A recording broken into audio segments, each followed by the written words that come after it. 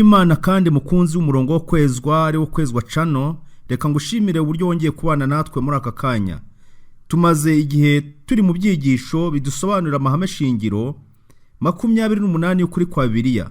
Uyu munsi tugiye gutangira ihame rya 7 rivuga kamere y'umuntu. Mbese kamere y'umuntu iyo iryo jambo rivuzwe wumva iki? Mbese uteye ute? Ukomoka he? Uri hehe kandi uragana he? Reka tuvuge yuko waba ufite nyirahuku nziza cyane cyangwa se imbwa. Ahari wenda uri umutunzi w'inka. Waramuka agiye kuvuga ijambo, tuvuge ko ari imbwirwaruhame cyangwa se ari gusuhuzanya ahantu runaka, yarangiza ati twishimiye kubana na kanaka, ariko kwakira wenda mu birori usa n'imbwa akaba yitwa kanaka turi kumwe muri uyu mwanya, cyangwa se usa n'inka, cyangwa se uteye nka nyirahuku. Mbese wabyakira ute? Mu kwiga iri hame biradufasha kugira ngo tuve mu gihirahiro dusobanukirwe n'umuremyi wacu. Mbese Imana yahaye umuntu kamere iteye ite? Imana igufashe kugira ngo iki cyigisho ukiteho, kandi ndizera ko iri hame tuzarirangiza hari byinshi wungukiyemo. Nkwibutse ko muri kumwe ari mwene so KAYISHEMA Joel. Dusenge. Data wa twese uri mu ijuru, tugushimiye ijambo ryawe wandikishije kugira ngo duhugure, ritwereke inzira turimo kandi ritwereke naho tugana. Udufite umugambi mwiza, udufashe kugira ngo tusobanukirwe kandi tugendere mu kuri wandikishije kugeza ubwo uzerekanwa mu izina rya Yesu. Amen. Uwiteka mwami w'abami, icyubahiro cyawe ni cyinshi, urukundo rwawe ni rwinshi, izina ryawe ryubahwe. Mana yacu mwami w'abami, ibyo wakoze n'agahozo, impande zose urahebuje, abantu bose bakuramye. Uyu mwanya tugiye gutangira ihame rya 7 rivuga ngo kamere y'umuntu. Uko tuzarushaho kujya mbere niko muzabona ko ari ingenzi cyane kumenya ibyiringiro byacu. Umugabo n'umugore bari mu ishusho y'Imana. Buri wese afite umwihariko w'umuranga, ubushobozi n'umudendezo byo gutekereza no gukora. Nubwo tuba duhuriye hamwe gutya nk'itsinda, urabona hari itsinda riririmba. Abaririmbyi bafite umwihariko wabo, bafite impano zabo, kandi nabo nubwo ari itsinda, buri wese muri bo afite impano ye. Buri wese afite impano, ariko ya mpano yahura n'iyundi zikagira umumaro. Hari n'usenga, hari ubasha kumenya gutanga inyunganizi agafasha abandi, hari ubasha kumenya gusobanura ibintu. Izo ni impano zitandukanye zigenewe umuntu. Hano rero Imana irema umugabo n'umugore baremwe mu ishusho y'Imana. Ariko nubwo baremwe mu ishusho y'Imana bimeze bite rero? Buri wese, nukuvuga ngo umugabo ukwe n'umugore ukwe, buri wese afite umwihariko w'ibimuranga. Buriya hari ikintu dukwiye gusobanukirwa kandi tukacyemera, ni ihame ryashyizweho n'Imana. Nta muntu uzigera ubaho kugeza ubwo isi izarangira uzabasha guhindura ibyo bintu. Nta muntu uhereye kuri Adamu kugeza ku muntu wanyuma uzabaho Kristo agaruka, nta muntu usa n'undi, nta n'umuntu uteye nk'undi. Niyo mpamvu abantu batandukanywa n'igikumwe. Umuntu wese afite umwihariko we. Iri jambo muryiteho abantu b'Imana. Buri wese afite umwihariko w'ibimuranga byihariye bye bitewe n'uko ari byo Imana yamugeneye. Muri ibyo rero harimo ubushobozi n'umudendezo byo gutekereza no gukora. Nubwo baremanywe umudendezo, buri wese afite umubiri, ubugingo n'umwuka bigize ubumwe budatandukana, kandi ubuzima bwe bukaba bugomba kugengwa n'Imana, kimwe no guhumeka ndetse n'indi mibereho ye yose. Igihe ababyeyi bacu ba mbere basuzuguraga Imana, banze kugengwa nayo, nuko baragwa bava ku mwanya wo hejuru bari bafite. Uwo mwanya bari bahawe n'Imana basaga n'ibyegera, wari umwanya wo munsi y'Imana, basa naho begereye Imana rwose, ariko baraguye, batandukanywa n'Imana bitewe n'uko bayisuzuguye, banze kuguma mu mahame yayo. Ishusho y'Imana bari bafite irangirika, bahinduka abantu bapfa. Ntabwo Imana irema umuntu yari yamuremeye kugira ngo abe umuntu upfa, boya rwose, ahubwo ibi byaje kubera icyaha. Aba bakomotseho basangira iyo kamere yangiritse hamwe n'ingaruka zayo. ni ukuvuga ngo iyo kamere yaturutse mu kugomera Imana, urubyaro rwa Adamu rwose rurayisangira. Iyo kamere yamaze kwangirika ndetse ngo n'ingaruka zayo. Niyo mpamvu umugaragu w'Imana avuze ngo mu byaha niho mwama yabyariye. Dawidi avuga iryo jambo, ngo yavukiye mu buzima bubogamiye mu kibi, nyamara ntabwo ari ubuzima umuntu agomba kugumamo by'iteka iyo yamaze kwakira agakiza k'Imana, iyo yamaze kwakira umucyo mvajuru. Bavuka bafite intege nke kandi babogamira ku kibi. Ni uko nguko umuntu avuka ameze. Ariko Imana ibinyujije muri Kristo yunze abari mu isi nayo. Ntabwo Imana yarekeye aho, nubwo umuntu yacumuye yaguye akava kuri rwa rugero Imana yari yaramushyizeho. Imana yateganyije uburyo bwateguwe ku bwa gahunda yayo n'ubuntu bwayo n'urukundo rwayo bituma umuntu yongera kungwa n'Imana. Ibyo rero nta handi byanyuze muri Kristo Yesu, kandi ikoresheje mwuka wayo igarura mu bantu bapfa ishusho y'uwabaremye igihe bihannye. Mvuga ngo Kristo niwe cyunga abantu n'Imana, ariko mu buryo bwa mwuka wera. Mwuka wera agakora umurimo wo kugira ngo anagure, ahindure umuntu. Ishusho y'Imana yamaze gukurwa mu muntu ikagarurwa muri we igihe aramutse yemeye kwakira ubutumwa bwiza, yemeye ukuri kw'Imana, yemeye ukuri kw'ijambo ry'Imana. Imana ikagarurwa muri we mu buryo bwa mwuka, agahinduka icyaremwe gishya muri Yesu Kristo, ariko ari umurimo wakozwe na mwuka wera. Nk'abaremeye guhesha Imana icyubahiro, bahamagariwe kuyikunda, gukundana nabo ubwabo ndetse no gufata neza ibibakikije. Nta muntu w'Imana wanga undi cyangwa se akabaho yangiza ibimukikije, ibidukikije byose. Ikintu cyose umuntu w'Imana wamenye Imana yacyitegereje abonamo urukundo rw'Imana. Hari amasomo atandukanye tuzagenda turebera hamwe muri iri hame, agenda atwereka, atugaragariza ukuri kwimbitse kugendanye no gusobanukirwa abo turibo nuko duteye, n'umugambi Imana yari ifitiye umuntu ikimurema, ndetse n'umugambi mufitiye uyu munsi wa none ukinakomeje, byatumye itanga umwana wayo w'ikinege akaza gucungura abanyabyaha. Kandi Imana iravuga iti tureme umuntu agiriye ishusho yacu ase natwe. Ntabwo Imana yakoresheje ijambo ryayo igihe yaremaga ikiremwa gihebuje ibindi, kuko ibindi yaravuze biraba, itegetse birakomera. Ahubwo noneho byagenze bite rero? Yahisemo guca bugufi ibikoranye urukundo rwinshi, maze ibumbabumba icyo kiremwa gishya ikivanye mu mukungugu wo hasi. Ntabwo umuntu yaremwe mu buryo Imana yavuze ngo habeho umuntu, itegeka ityo umuntu ahitaza oya, ahubwo iyo yarabumbabumbye uwo muntu imukura mu mukungugu wo hasi. Nta munyabugeni n'umwe wa hano ku isi wabashaga kuba yaremwa ikiremwa cy'agahozo nk'icyo. Birashoboka ko umunyabugeni Michelangelo yashoboraga kubumba ishusho idasanzwe. Hari abantu bagiye babaho b'abahanga no mu gihugu cyacu turabifite, usanga hari ibibumbano byagiye bishyirwaho bigaragaza umuco nyarwanda, ibibumbano bigaragaza urugamba, uburyo rwarwanwe rwo kubohora igihugu, bigakorwa mu buryo bw'ubuhanga ku buryo abantu iteka bazakomeza kubitangarira. Ariko nuvuga ngo nta munyabugeni washoboraga kuba yahangara ngo abe yabumba umuntu.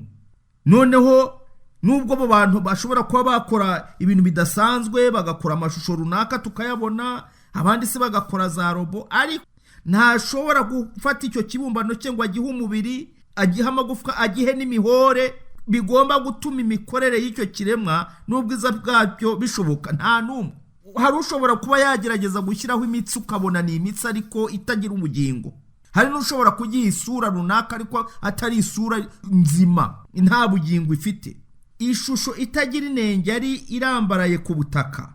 Iyo shusho yari ifite imitsatsi, ingohe n'inzara, ariko umurimo w'Imana wari utararangira.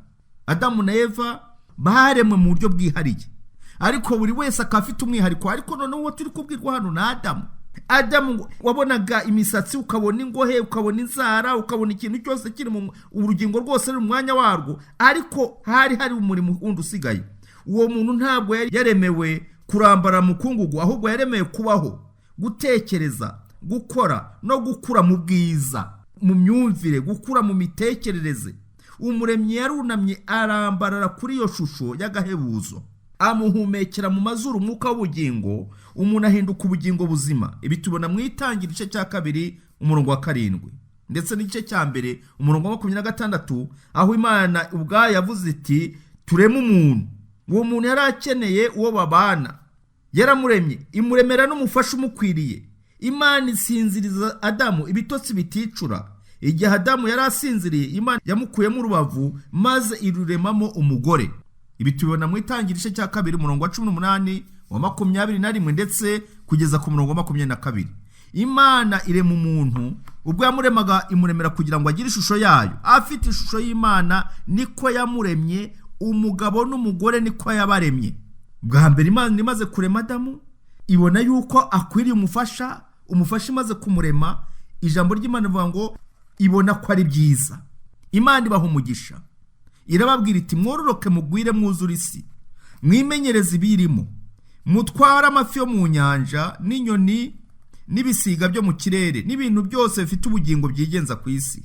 Ubusitani bwiza bw'igikundiro kuruta ubundi bwiza wabona ku isi muri iki gihe buhabwa Adamu na Eva, kandi icyo gihe babuhereye kugira ngo rube urugo rwabo. Edeni, aho bari batuye, bwari ubusitani bagenewe kugira ngo bube ari bwo buhinduka urugo rwabo. Nibitegereza iburyo ibumoso, ahantu hose bajye babona ibibasha kubagaruramo akanyamuneza, batekereza uwo muhanzi, uwo muremyi w'icyatwa wakoze ibitangaza bihebuje, maze iteka bajye babona ibyo byaremwe byose uburyo bisingiza umuremyi wabyo, nabo barushaho guhimbaza Imana no kubona urukundo rw'Imana rutangaje rugaragara muri uwo muzingo w'ibyaremwe bahoraga basoma buri gihe.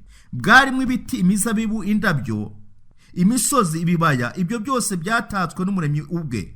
Harimo ibiti bibiri byihariye, igiti cy'ubugingo n'igiti cy'ubwenge bumenyesha icyiza n'ikibi. Imana iha Adamu na Eva uburenganzira bwo kurya ku biti byose uko bashaka, uretse igiti cy'ubwenge bumenyesha icyiza n'ikibi.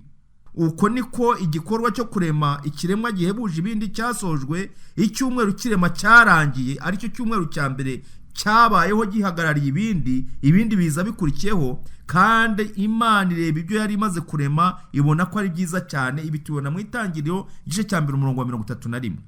Nyuma y'uko tumaze kumva aya magambo adufasha kugira ngo twinjire muri iki kigwa cyo gusobanukirwa n'umuntu ari we, wa muntu tumaze iminsi tubona uburyo yahawe n'umunsi w'isabato, kuko dukwiye kumenya ko Imana imaze kurema Adamu, icyo yakoze nuko yahanze n'umuhango w'ubukwe.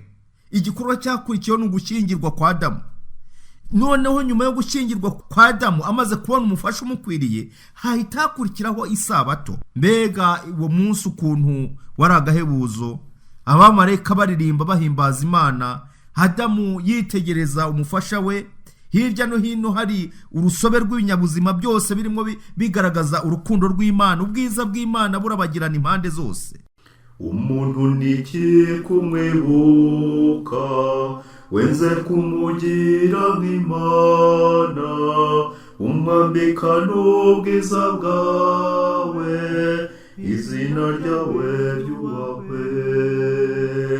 Mana yacu Mwami w'abami, ibyo wakoze n'agahozo, impande zose urahebuje, abantu bose bakuramye. Inkomoko y'umuntu. Nubwo muri iki gihe abantu benshi usanga bizera ko inkomoko y'umuntu iva ku buzima bw'inyamaswa, kandi ko ari ingaruka y'ihindagurika ryabaye mu bihe birebire, iyo myumvire ihabanye n'inyigisho ya Bibiliya. Hari n'igihe ndetse usanga n'abantu bitwa yuko basenga ahubwo bemera ibyo bintu, ariko bitandukanye n'ukuri kw'ijambo ry'Imana. Birahabanye rwose. Ahubwo biramambu yerekana yuko ikiremwa muntu cyagiye gisigingira. Iyi ikaba ari inyigisho yibandwaho cyane igihe Bibiliya isobanura kamere y'umuntu. Uhereye igihe Adamu yari ariho kugeza uyu munsi wa none, nubwo hashobora kuba havumburwa ibintu bidasanzwe, ariko nuvuga ngo ubwenge, ubumenyi Imana yageneye umuntu ikimurema ntabwo bihuye rwose n'ibyahawe abakurambere bacu. Dushobora kuba twagira ibyo tugeraho rwose, yewe n'ubuhanuzi buravuga ngo ubwenge buzagwira, ariko nukuvuga ngo mbese ubwo bwenge ni ubwenge bumeze bute? Ubwenge tugomba kumenya ko buvugwa mu buryo butandukanye.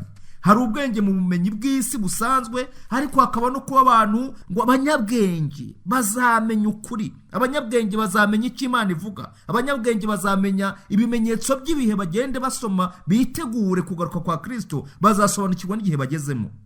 Inkomoko yo kwaho kw'inyoko muntu ituruka ku mwanzuro w'inama y'ubutatu buziranenge. Mwibuka ko twatangiye twarebye Imana Data, Umwana na Mwuka Muziranenge. Aha rero ubutatu buziranenge nibwo bwabashe gukora inama yavuyemo umwanzuro kurema umuntu, aribyo tubona mu itangiye cya 1:26 havuga ngo turema umuntu. Ntabwo ari inama yari iteraniyemo abamarayika, nta nubwo ari ibizima, saba kerubi. Abone Imana Data, Umwana na Mwuka Muziranenge nibo bafashe iyo nama, bafata umwanzuro bavuga ngo turema umuntu agira ishusho yacu. Ubwinshi bw'ijambo tureme bwerekeza ku butatu buziranenge. Bitewe n'intego imwe, Imana itangira kurema umuntu wa mbere. Nivuga ngo icyo gikorwa cyashingiye ku ntego imwe y'ijuru y'Imana Data, Umwana na Mwuka Muziranenge. Ibi tubona mu itangiriro cya 2:27. Umuntu ntabwo yaturutse mu dusimba cyangwa se mu buryo bw'ihindagurika, ahubwo nivuga ngo yaturutse mu mukungugu rwose. Niyo mpamvu ijambo ry'Imana rivuga ngo yavuye mu mukungugu nimwe azasubira. Igihe Kristo yaba ataragaruka, byanze bikunze nta muntu ugomba kumva yuko wenda ngo ngiye ngo naho nzajya. Byanze bikunze igihe Kristo ataragaruka ngo abari mu bituro bazuke. Birashoboka yuko wasinzira, hari abazasanga bariho. Ibyo tuzabigeraho turebe uburyo Bibiliya bigaragaza. Ariko ngo igihe ataragaruka ngo ahamagara impanda y'Imana ivuge, abari mu bituro basohokemo basanganira umwami mu kirere, abariho bahindurwe bazamukane nabo basanganira umwami mu kirere. Nivuga ngo ijambo ry'Imana rivuga ko umuntu yakuwe mu mukungugu. Iyo bivuga mu mukungugu rero ni mu gitaka. Imana yabikoze ikoresheje ibyari biriho, ariko atari nk'ishusho y'ubuzima bwahawe inyamaswa zo mu mazi cyangwa se zo ku butaka. Umuntu ntabwo ahuye n'inyamaswa za zindi Imana yagiye ivuga bikabaho, yategeka bigakomera. Oya, ahubwo umuntu we yararemwe, arabumbabumbwa, Imana imuhumekeramo umwuka w'ubugingo. Yamuhumekeye umwuka w'ubugingo uhindura umuntu ubugingo buzima, imaze kurema no gushyira ingingo z'umubiri zose mu mwanya wazo. Kuremwa kwacu kwashingiye ku ishusho y'Imana. Imana irema izindi nyamaswa zose, amafi, inyoni, ibikururuka, udukoko duto, inyamabere n'izindi nk'uko amoko yazo ari. Ibi tubona mu itangiriro cya 21, 24 ndetse n'25. Nyamara buri bwoko bwari bufite ishusho yihariye n'ububasha bwo kororoka nk'uko ubwo bwoko buri. Umuntu we yaremwe hakurikijwe ishusho y'Imana, atari ishusho ivuye ku nyamaswa. Imana iravuga iti tureme umuntu agira ishusho yacu. Iri jambo dukomeza kurigarukaho kenshi kugira ngo atazabaho kuryitiranya n'ibindi. Ase natwe ntabwo ari ugusa n'inguge, ntabwo ari ugusa n'ingagi, ntabwo ari ugusa n'inkotwa cyangwa se n'ikindi gisimba runaka. Usanga ngo uziko ngo kijya kugira ngo bijya kugira nisano n'umuntu, ariko umuntu aramutse akubwiye ngo usa n'ingagi, wajya ugenda unezerewe inzira yose wishima uti ya Imana ihimbazwe rwose nsa n'ingagi. Mbese ibyo byakubera ikivugo wakwivuga?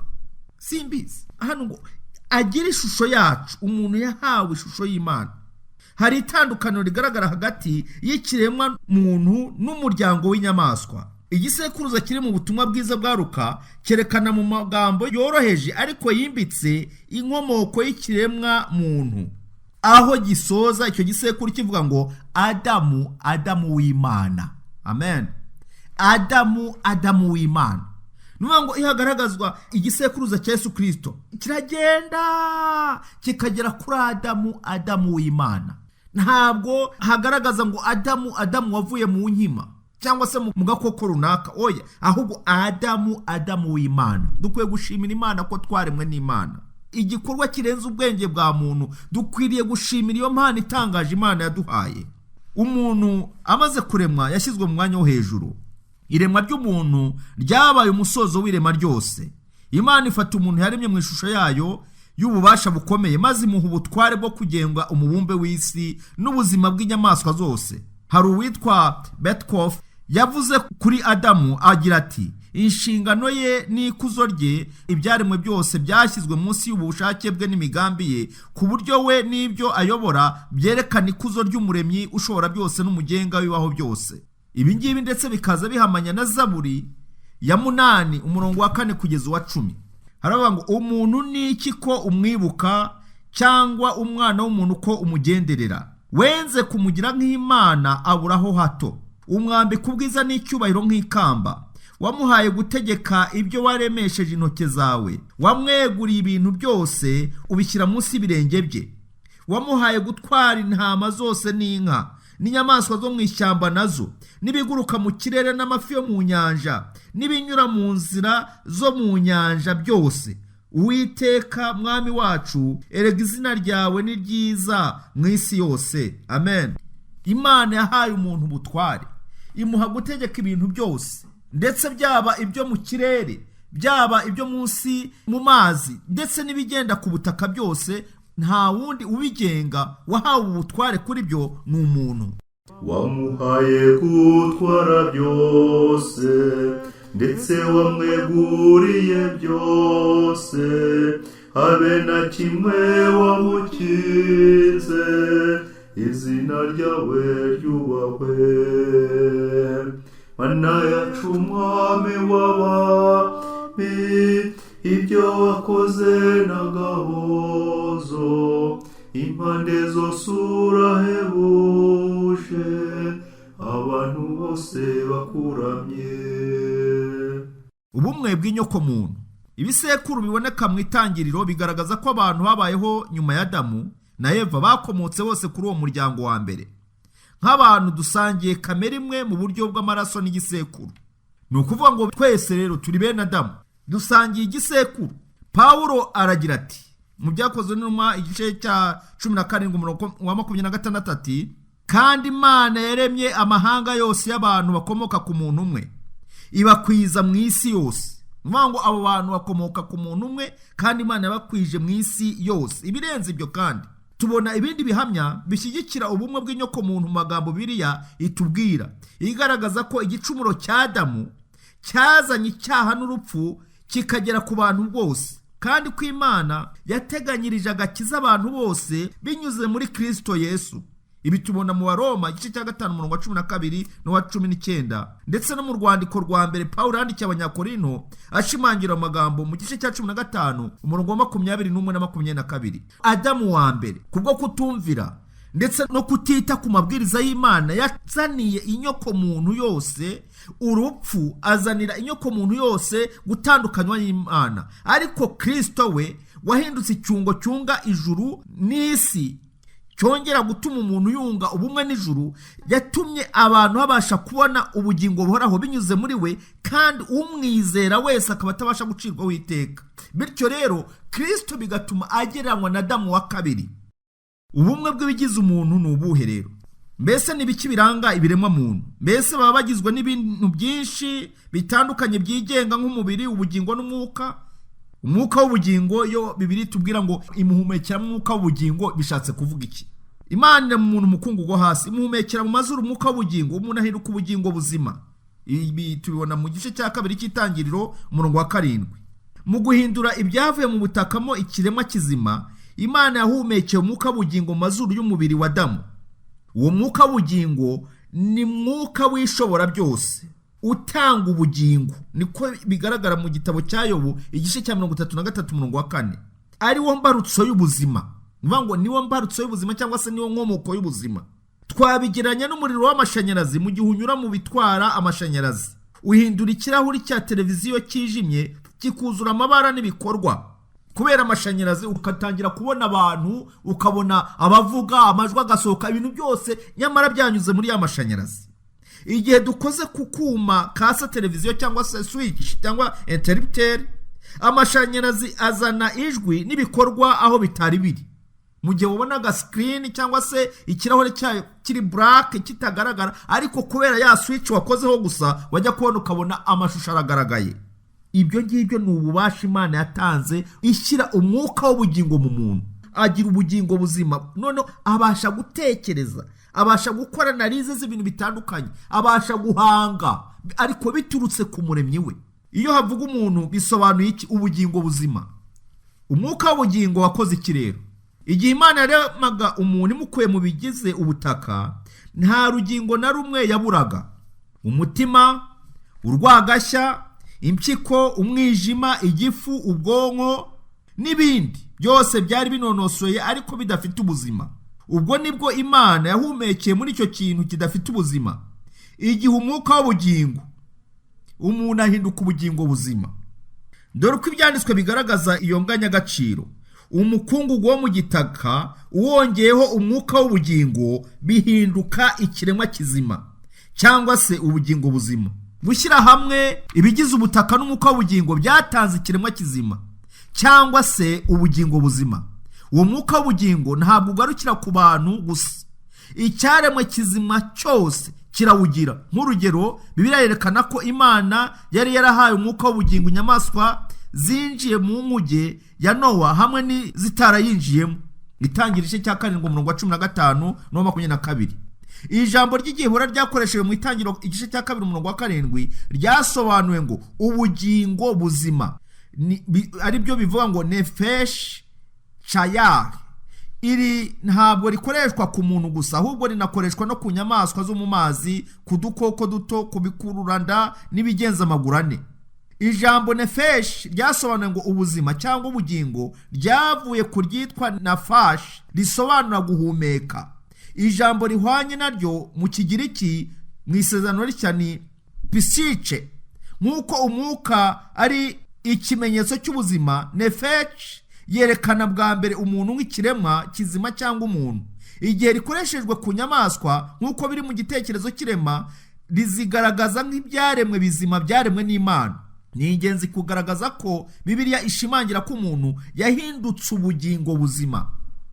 Nta kintu kigaragaza mu nyandiko ivuga ibyirema ko umuntu yakiriye ubugingo, ahubwo bivuga ngo yahindutse ubugingo buzima, nk'ikintu cyari gifite ubuzima bwihariye maze kikungwa n'umubiri w'umuntu mu gihe kirema. Ntabwo yakiriye, ahubwo yahindutse.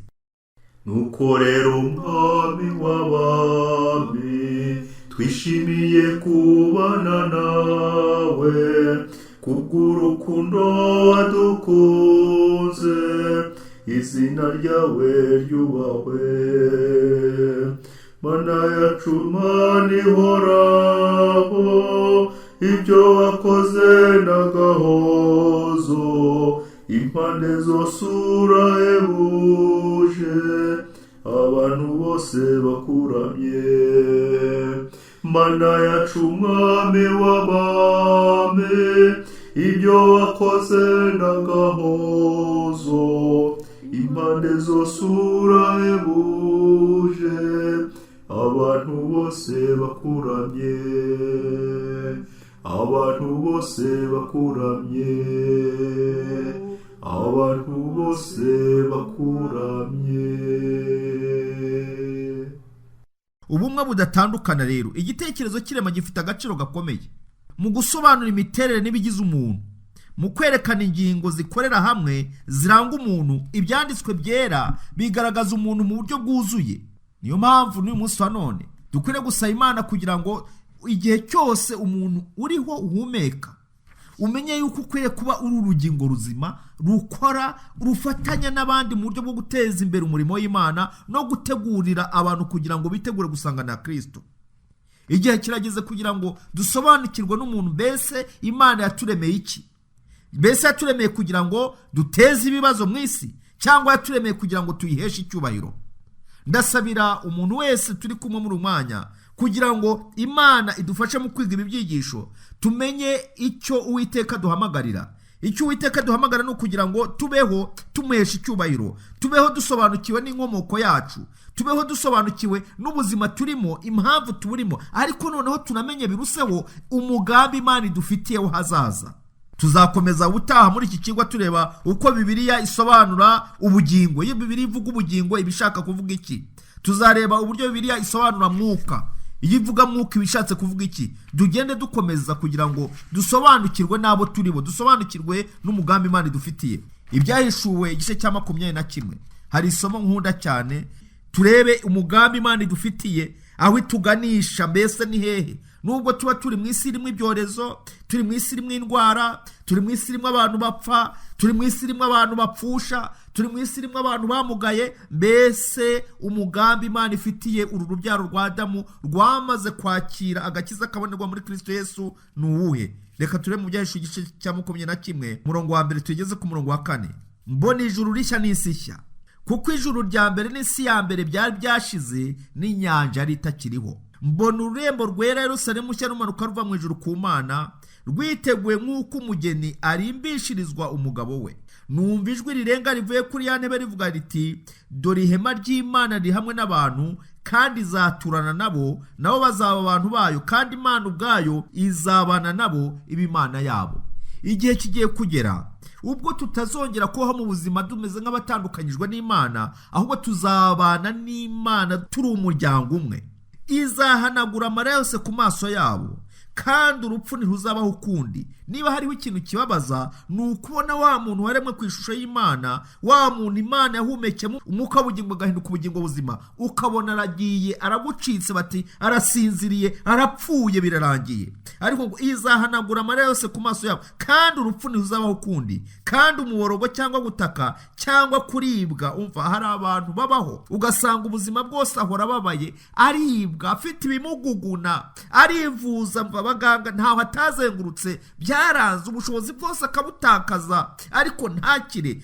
Kuribwa, buriya hariho umuntu babara ugasanga no gusinzira byaranze, iteka ryose akabaho ashinyirije, ariko ibyo byose ngo bizashira. Kuribwa cyangwa se gutaka, ibyo byose ntibizabaho ukundi, kuko ibya mbere bishize. Dushimire Imana yuko idufitiye umugambi mwiza. Ibitubabaza byose bizavaho. Imana ntabwo yaremeye umuntu kugira ngo ababare, ntabwo Imana yaremeye umuntu kugira ngo abeho mu buzima bwo guhora ashinyiriza, bwo guhora ababaye, ahubwo Imana idufitiye umugambi mwiza. Ibya mbere byose igiye kuzabihanagura, duhabwe ubuzima buzira umuze, kandi tubane nayo by'iteka ryose. Imana itubashe kugira ngo ibyo birori byiza n'uyu munsi mwiza Imana idutegurira tuzabe duhari, tuzibukiranye iby'urugendo twanyuzemo, tuvuga tuti Uwiteka turagushimira ko utubashe kwambuka iyi nyanja y'ibibazo, tukaba tugeze i Kanani duhimbaza izina ryawe. Uwiteka kugire neza mu izina rya Yesu.